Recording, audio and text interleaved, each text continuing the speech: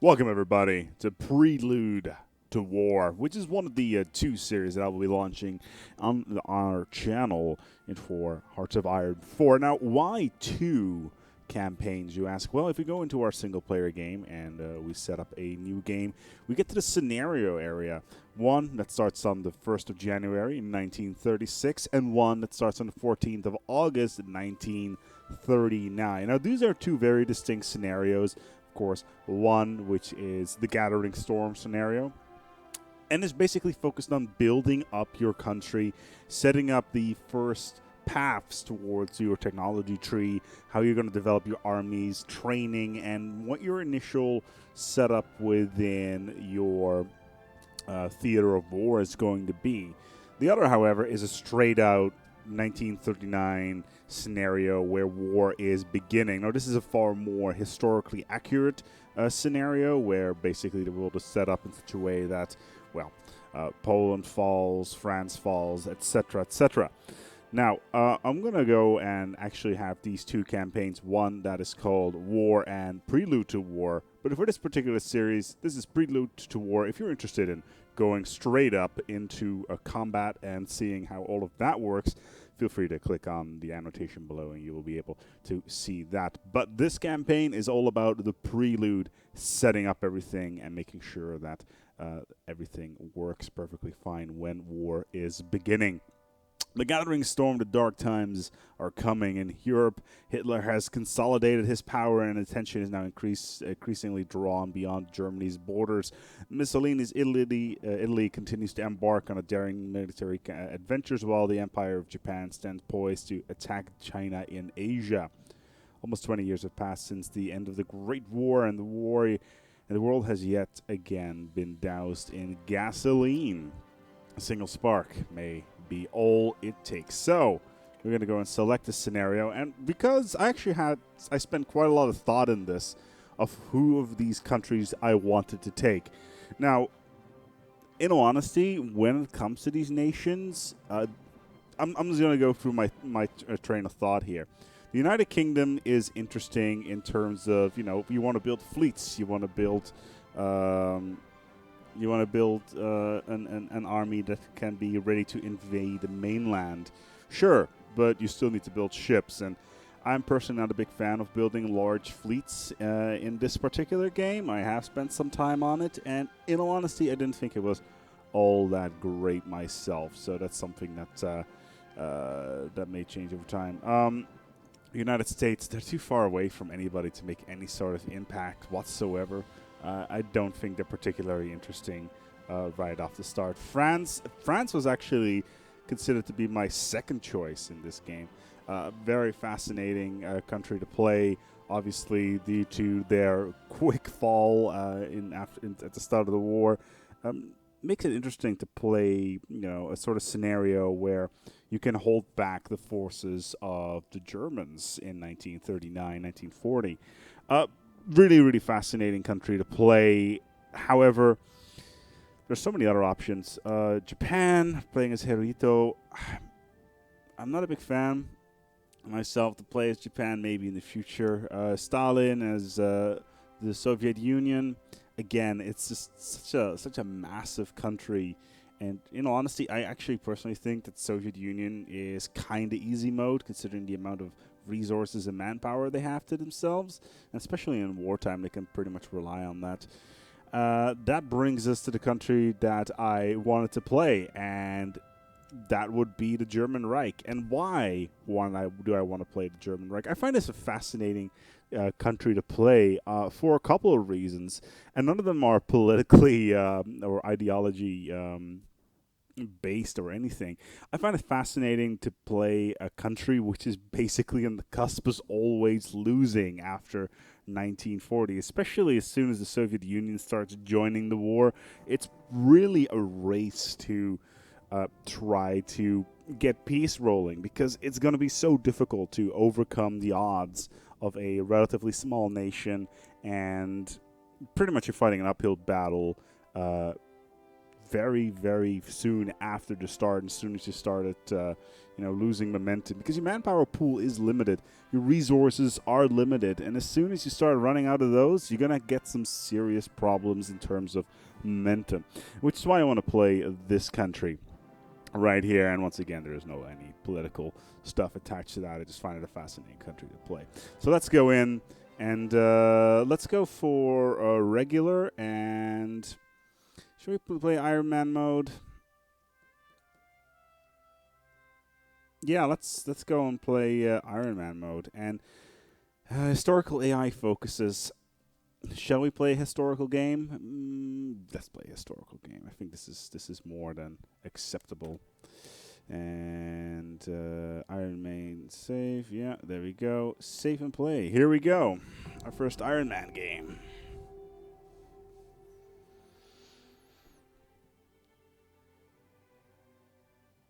So here we are. Welcome to Hearts of Iron 4. The world itself is actually quite detailed in all of its way, but most of our focus is going to be on this particular theater of war, which is the European theater. We're currently in the year 1936. It's the 1st of January, 12 o'clock, and let's take a look at what we actually have in terms of our resources. We got a couple of planes. We're coming out of the Treaty of Versailles, which means that we're kind of forced to not have that much of an army at all. We currently have we currently have an army of 269,000 out of a manpower of 1.6 million, which is still a pretty big manpower pool, but not big enough to throw our weight around in the world. And first of all, let's take a look at our first technology that we need to do. We need to go for we need to go and start building machine tools, basically, so we can get construction underway on items very quickly. Germany in itself has serious problems when it comes to getting oil in the late game, which is something that I do not want to have. So we're going to go and get synthetic oil plants underway. Production is underway. From an industry point of view, we'll take a look at that later. Construction we need to get up as soon as possible, because we need to start cranking out those factories so we can actually afford this war. On top of that, doctrines we don't need anything of at the moment. Land doctrine, artillery, tanks, or at least armor. Infantry. Infantry is rather important because of the mixture of our infantry. We're going to put a lot of focus on our infantry in this game, and this are special forces. We don't have that much access actually to special forces. I do want to have weapons too as soon as possible. It would take me about 3 years to get. So that's 1939. Let's take a look here. It would cost us 3 aluminium, and normal infantry equipment costs us 2 aluminium. I do want to get it though. I do want to get it as soon as possible, because infantry is pretty much the most important factor in a land war. So I'm going to go ahead and it's going to take us 3 years for improved infantry equipment. It's actually 1 year, 1.5 years, so it would take us till 1940 to unlock weapons too. Let's go and keep on support units for now. There we go. So we have free civilian factories. What does this mean? It means that we can start building more civilian factories, which is going to be important. Let's start building some more civilian factories over here, over here. It doesn't really matter where you put them. Of course, you want to keep them in an area that is relatively sheltered from the rest. That is all good. Let's go and take a national focus on what we actually want to focus on. The Reich Autobahn to get better logistics train. Yes, because we want those industrial efforts.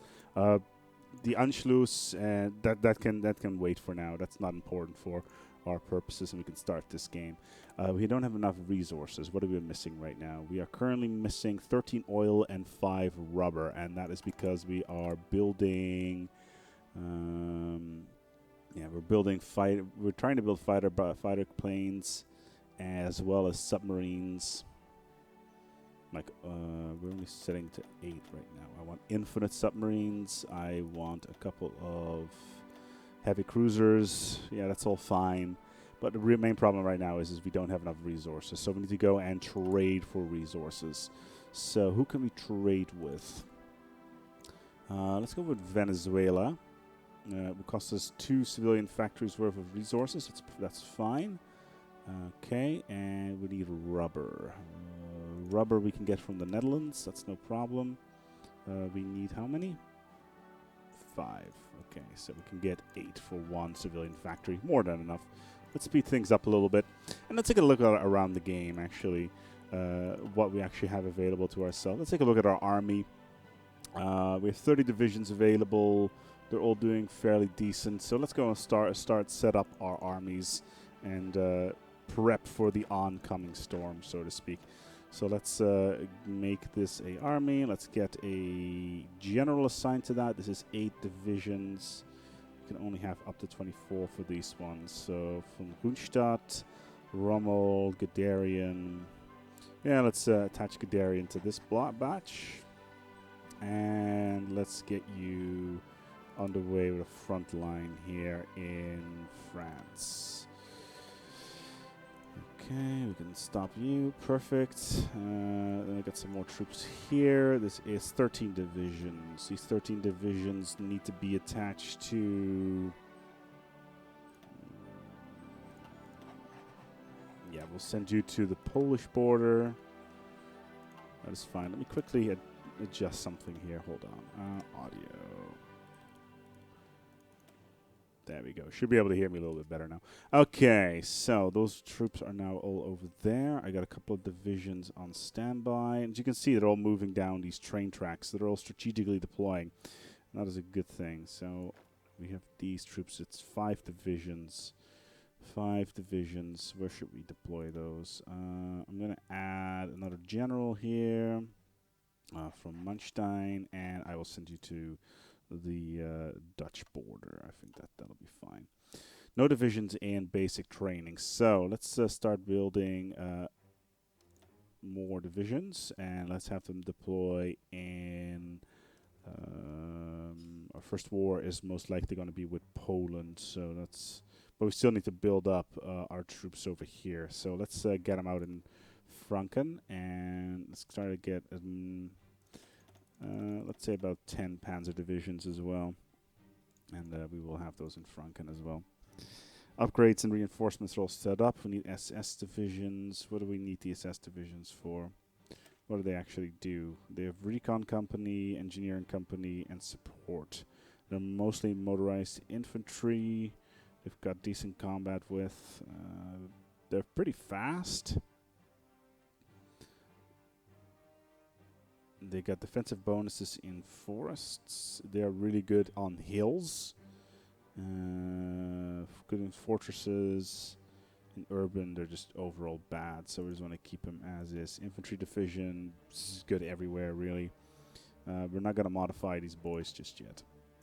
But we are going to start training as many guys as we possibly can just to get underway. 3 dockyards. So we've got a couple dockyards available. Okay. Dockyards and the military factories are now available as well. We need more of these weapons. And there's this efficiency bar. So the efficiency bar actually increases over time, which means that you will get more efficient production of materials over a long period of time, which is incredibly useful. Panzer II being built. More fighter planes that we can deploy efficiently. We're building infinite amount of submarines, which is fine. We still have more military factories available. More motorized infantry. Some more artillery. Support planes. We don't have enough resources though. This is going to be painful. So how many do we still have available here? I have 31. So I'm actually going to build another infantry production line because of the sheer amount of infantry equipment we'll actually be using up. In the meantime, all of our troops are in position, so let's go and get them to exercise so we can get some necessary experience on them. Let's see how we're still not enough resources, so we need more rubber, right? No, oil actually. Okay, so oil, which we can get again from Venezuela. Yeah.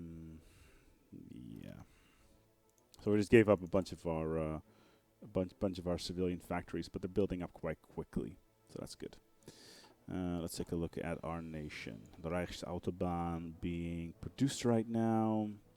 It's going to be 34 days, and we will get more maximum infrastructure in Brandenburg, Hanover, Thüringen, and Franken. Then the West Wall, which is going to be important, so we can get fort construction speed, as well as the 12 land forts on the French border, which is huge. If the Rhineland is remilitarized, we'll also get an additional 12 land forts in the Moselland. How much do we need for the Rhineland? Actually, I'm going to go for the Rhineland remilitarization of the Rhineland after this, because then we can get those additional 12 forts, which are going to be important later on. I'm kind of unhappy with the amount of troops that I have available here on the French border. Okay. Also, they're currently exercising, and taking them out of exercising is, again, we don't have enough oil. What's going on here? Yeah, so let's try this. So we get enough oil. We got a little bit more oil now, so we can use to produce more things. We've got a couple of units ready to deploy. Infantry is perfectly fine. Let's speed things up a bit and see how far we can move out. But yeah, we're well underway here on the Prelude to War campaign. It's currently March 1936, and we're well underway. Let's take a look at our logistics here. The national focus has been completed. So let's pause here. Since its inception in 1933, yeah, we got maximum capacity on our infrastructure, which is great. Next up, we need to go for the Rhineland so we can get those extra bonuses here. The main problem with this is there's a chance that France does not take this very well, and they will try to attack us right off the bat. I'm actually going to redeploy my troops in on the Polish border and redeploy them to the French border, just in case they become a problem. We can't move in towards the Rhineland at the moment because it is in fact militarized. Let's set that up. Okay, modify governments. Okay, we need to get some research and government, or should we go for the political power? Political power over long periods of time is interesting. We can get more. Backroom stabber, ideological drift, don't want that. Silent workhorse though. The additional bonuses at the start of the game, like a plus 15 political power gain at the start of the game, totally worth it over a long-term period of time. That's only going to be useful over a period of about 3 to 4 years when war is going to break out. But we have all of our troops in place here on the French border. They're all doing push-ups. They're all getting ready to go for a potential invasion by the French. As right now they're all just, taking coal from their island, and the population is starving. Thank you, Treaty of Versailles, as we are currently building more civilian factories, which will allow us to build even more stuff over time. What we want is at least 13 civilian factories building at the same time, because then we can build.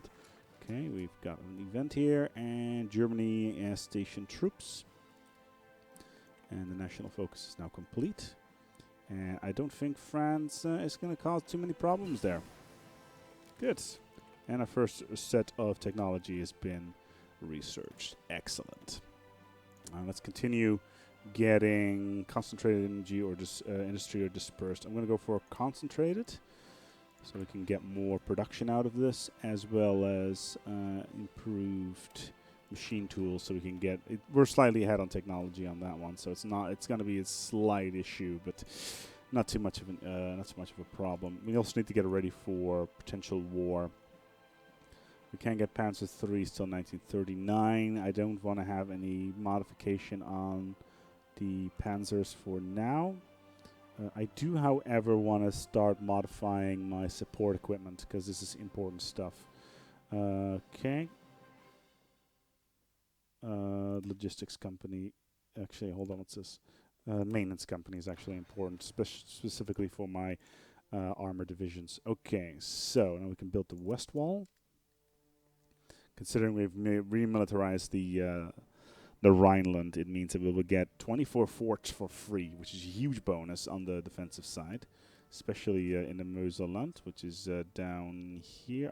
Is down here, which means that we can get the Belgian border fortified as well, which is a huge bonus for us. We have another modify government thing here. Let's modify our government armament organizer. Captain of industry, yeah. Civilian construction speed, definitely need this.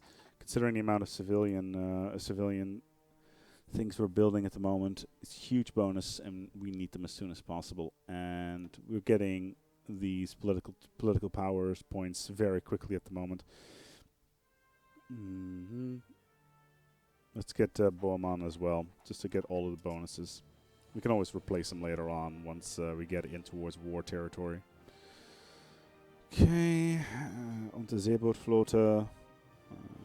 Fire at will, set up, that's all fine. High priority repair. Can we send them out on training? Let's attach Admiral to them. Okay, we have better research, so faster construction speed. Excavation. Yeah, I need better construction speed. It needs to happen, even if I'm slightly ahead of the pack in terms of general setup. Okay, so army experience, which means that we can now start modifying our divisions. Infantry. Support anti-air. Yes, we do need those. Let's save that, and now all of our divisions will be automatically updated. We have the west wall under control, and now fortresses have spawned all the way up towards the Mosel-land. So which means that this area is now far more fortified. Industrial effort. We will get additional civilian factories as well as construction technology bonus. Huge bonus. Huge bonus. Very, very useful. Alright, but on that bombshell, I'm going to go and wrap up this Prelude to War campaign. We're going to continue on the 3rd of August 1936. Until next time, take good care of yourselves and each other.